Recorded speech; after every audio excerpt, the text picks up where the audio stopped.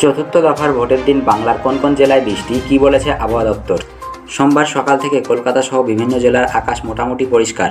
আবহাওয়া দপ্তর জানিয়েছে, এদিন বিকালের দিকে রাজ্যের সবকটি জেলাতেই বৃষ্টির পূর্বাভাস রয়েছে। মঙ্গলবার থেকে রয়েছে তাপমাত্রা বৃদ্ধির পূর্বাভাসও। সোমবার সকালে উত্তরবঙ্গের আবহাওয়ার পূর্বাভাস অনুযায়ী এদিন উত্তরবঙ্গের সবকটি জেলার অনেক জায়গাতেই বজ্রবিদ্যুৎ সহ ঘন্টায় কোথাও 30 থেকে 40 কিমি বেগে দমকা ঝড়ো হাওয়া বইতে পারে। সবকটি জেলাতে হালকা থেকে মাঝারি বৃষ্টির সম্ভাবনা রয়েছে।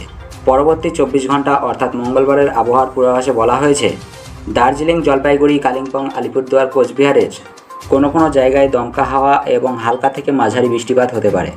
তবে উত্তর ও দক্ষিণ দিনাজপুর এবং মালদা জেলার কোনো জায়গায় হালকা বৃষ্টির সম্ভাবনা। বুধবার নাগাদ সোমবারের মতো পরিস্থিতি তৈরি হতে পারে উত্তরবঙ্গের জেলাগুলিতেও। সোমবার সকালে দক্ষিণবঙ্গের আবহাওয়ার পূর্বাভাস অনুযায়ী এদিন দক্ষিণবঙ্গের সবকটি জেলার কোথাও না কোথাও বজ্রবিদ্যুৎ সহ ঘন্টায় 30 থেকে 40 কিমি বেগের দমকা হাওয়া এবং বজ্রপাত সহ হালকা থেকে মাঝারি বৃষ্টি হতে পারে। পরবর্তী 24 ঘন্টা অর্থাৎ মঙ্গলবারের আবহাওয়ার পূর্বাভাসে বলা হয়েছে, সবকটি জেলার কোথাও না কোথাও হালকা বৃষ্টিপাত হতে পারে। তবে বুধবার নাগাদ অধিকাংশ জেলার আবহাওয়া শুকনো থাকতে চলেছে। সোমবার সকালে আবহাওয়া দপ্তর জানিয়েছে, আগামী 24 ঘন্টায় আকাশ আংশত মেঘলা থাকতে চলেছে। বিকালে কিংবা সন্ধ্যার দিকে বৃষ্টি কিংবা বজ্রবিদ্যুতের সম্ভাবনা রয়েছে। সর্বোচ্চ ও সর্বনিম্ন তাপমাত্রা থাকতে পারে যথাক্রমে 33 ও 25 ডিগ্রি সেলসিয়াসের আশেপাশে।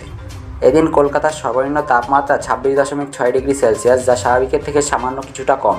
রবিবার যা ছিল 23.3 ডিগ্রি সেলসিয়াস। আপেক্ষিক আর্দ্রতা সর্বোচ্চ 90%, সর্বনিম্ন 56%। গত 24 ঘন্টায় বৃষ্টি হয়নি।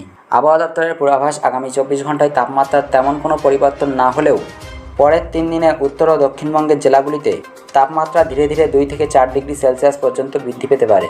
আমাদের কাছে আপনাদের সময়ের দাম রয়েছে, তাই আমরা অলকা খবর দিই না, আমরা দিয়ে থাকি পয়েন্ট খবর। আমাদের এই শর্ট নিউজ আপনাদের কেমন লেগেছে তা নিচে কমেন্ট করে জানাবেন। ভিডিওটি ভালো লাগলে অবশ্যই একটি লাইক এবং সাবস্ক্রাইব করবেন।